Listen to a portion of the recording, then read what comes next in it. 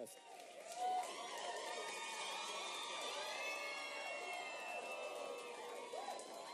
That was awesome. This is Andy right here. I realized watching you that you and I probably bench press the same amount. Maybe not. That's Pete right there. You got Joe right there. And Patrick right there. First thing I want to brag about the band, their show in Houston, which I believe is November 7th, all the proceeds from this show in Houston, you may not know, they are giving to help the hurricane survivors in Houston. I think that's awesome. Number 2, you guys have so many goddamn great songs. Wow. That was a hit parade. It was like one after another. It was so good. Pete, I want to go to you on this question. This is a very small, intimate venue. Do you remember the first show you did where people were there that paid to go other than your family and friends?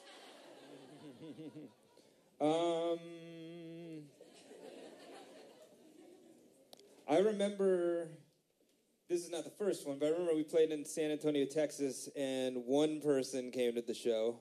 That's not true. She brought her dad. It's like one is almost worse than 0.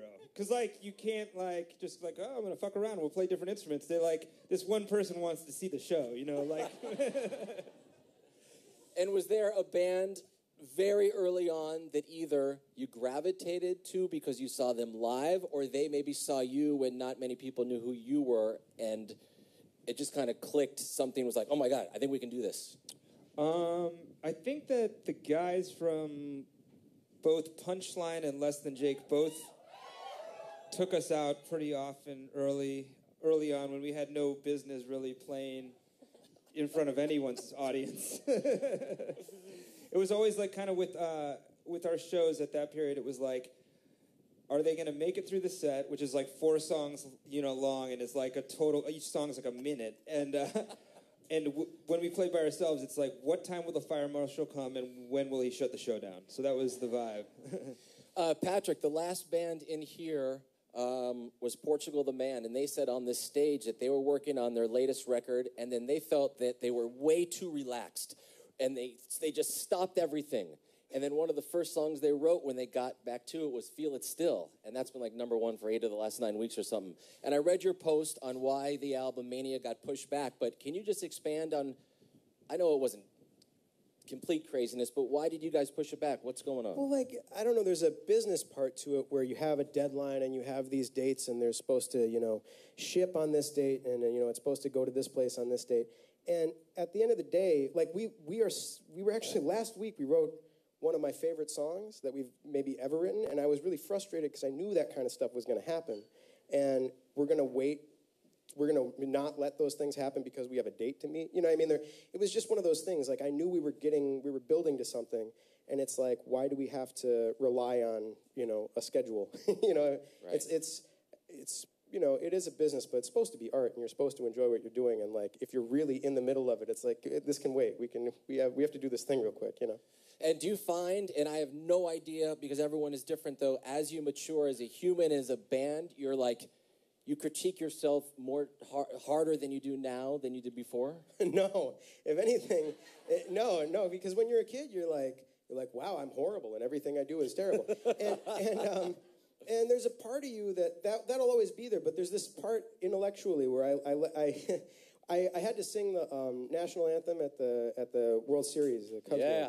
And it was awesome. That was amazing. It was the coolest thing ever. But I as I'm walking up to it, this little voice in the back of my head was like, well, someone thinks you can sing, I guess, so just do your thing. And the whole time I'm like, I have no idea how this is going to go. And that's, I feel like, now as an adult, that's kind of this freedom and this like strength that you have in just being like, I don't know, we'll see how this goes, you know?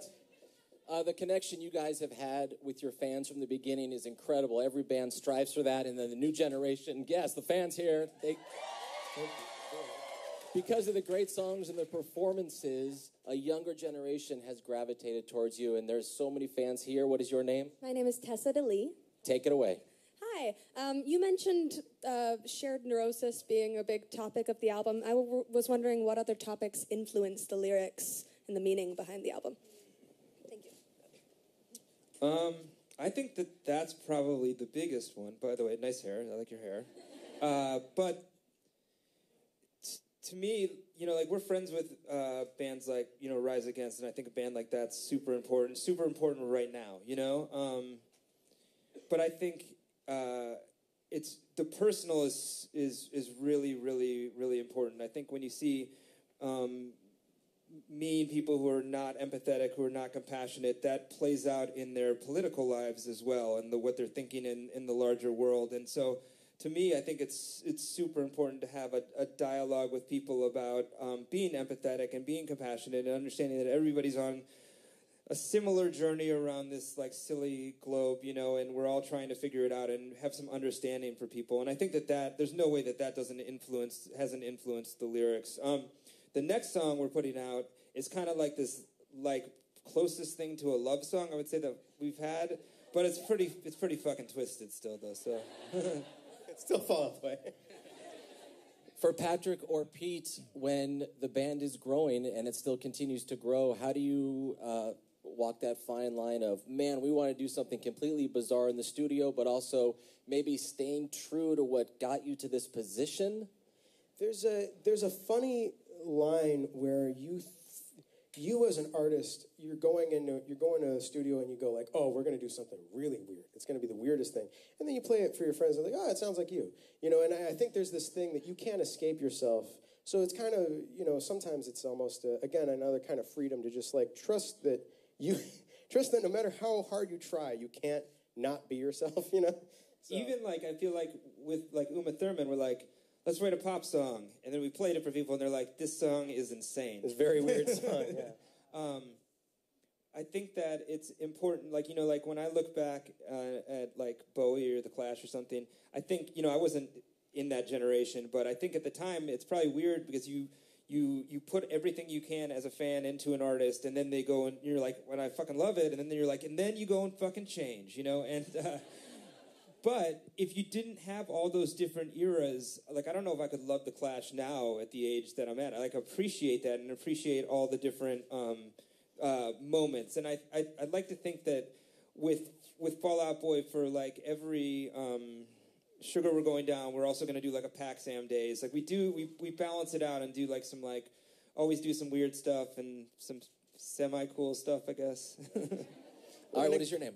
Jess? Sorry, go ahead. No, I was going to say, and it's one of those things, too. I think they're only weird in retrospect, too, because I don't think we realize we're doing it. We're just like, oh, we're going to do this thing. And then someone's like, why did you put out Pac-Sam Days? We're like, it sounded fun. I don't know. Jess, okay, the mic is yours. Everyone's watching. Thanks. So where is the weirdest place you guys have been recognized by a fan? Oh, this is so sad. So I never listen to my stuff. I never listen to stuff that I worked on, like, after it's done, because it's kind of, it's just kind of a weird, it just doesn't come up all that much, And we're on this really long flight, and whatever, I've never been recognized on a plane, I don't think ever.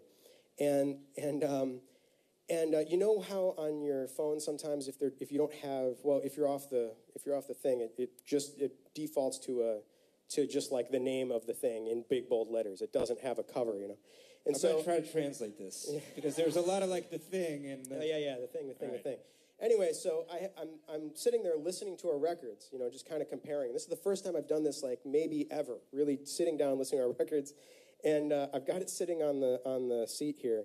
And the flight attendant walks by, and he goes, is that cool to listen to yourself? And I'm like, oh, man, like, one time.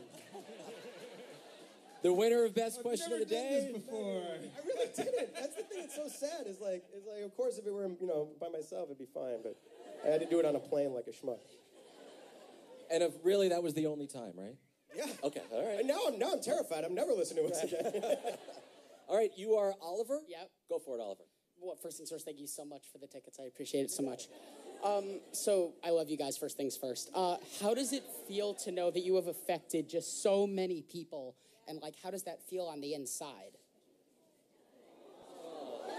That's a good point. That's amazing. Thank you. Good job, buddy. I think it feels great. But I think it's like a big responsibility. And that's what we really, like, we talked about pushing the record back, and it's like, we talk about it in terms of, you know, songs or whatever, but at the end of the day, like, we realized that we could, like, not put out a record, or we could put out, like, kind of like a mediocre record, and we'd probably be fine and be able to, you know, play shows. But, like, the truth is to, like, go out and see all these people that are inspired. You know, I don't want to put out a fucking mediocre record. You know, like, I want to put out a good record, and maybe it'll take 2 months longer or 3 months longer, but I don't want to go fly to Japan and be like, yeah, the record's, like, okay, but we're here, you know? Because it means a lot. I mean, it's at this point, we could probably just sit around on our couches, and you have a great shirt on. I like it a lot. Yes, that's awesome. Joe, watching you this close and hearing you sing and hearing your vocals come through and watch you do your thing, that was awesome to see, man. So good. Thank you. 100% not underrated, but maybe underappreciated. You're awesome. Fantastic. Thank you. I'm curious, the first time you heard your band on the radio, do you remember that circumstance? Tell me. I actually do. Is this thing on? Hello? Oh, there we go. Hey. I was moving, helping my friend move out of his apartment, and I was moving into his apartment in a U-Haul. And that was it. I turned on the radio, and I heard Sugar We're Going Down. I was like, oh, that's weird. That was it, yeah. And were you critical of the song? Were you like, we wrote a hit right really here. concerned about doing 2 moves in one day. So I think I was very tired. Yeah. But no, I mean, it was strange and surreal. I don't think I got to fully appreciate it until later. Got it. All right, well, on that note, I think we should just end it there. You guys good? You guys have a good time? There is a Forum show in November. The new album, Mania, comes out in January. What an incredible career that you guys continue to have with these songs and their performances, and so much love for you guys. They are Fall Out Boy, everybody. Thank you for being here. And I'm Stryker. That's our HD Radio sound space for today. You can listen on KROQ HD2 and watch it on KROQ.com. Fall Out Boy again. Thanks, you guys.